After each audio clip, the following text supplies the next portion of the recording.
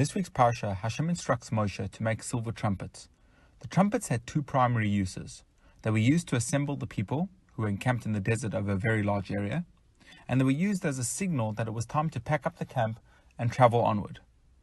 Interestingly, Hashem instructed Moshe that these trumpets were to be used by Moshe alone, and were only to be used by his generation. The trumpets used by Moshe could not be used by future leaders. This begs the question, if the trumpets worked effectively in assembling a nation behind its leader, and in getting the people to move ahead in the direction mapped out by the leader, wouldn't it have made sense for the tried and tested method to be passed on to the future leaders of the upcoming generations? The trumpets were exclusively Moshe's tool for gathering the nation and moving them forward, because Hashem wanted us to understand that every generation is unique. What motivates one generation will not necessarily work in the following generation.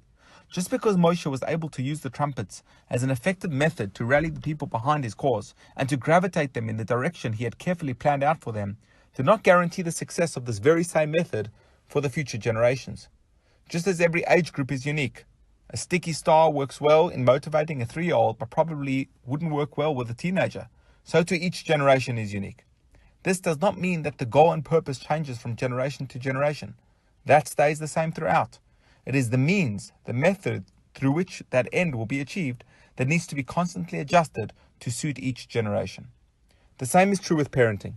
Just because our parents were able to get us to tidy our rooms and to do what they wanted us to do by just raising their voices, doesn't mean that the same will work with our kids.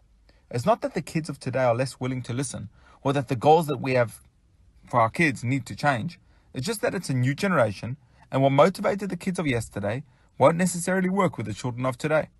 As parents and educators, the onus is on us to think creatively of new methods and new means that will reach, inspire, and motivate the unique children of the 21st century.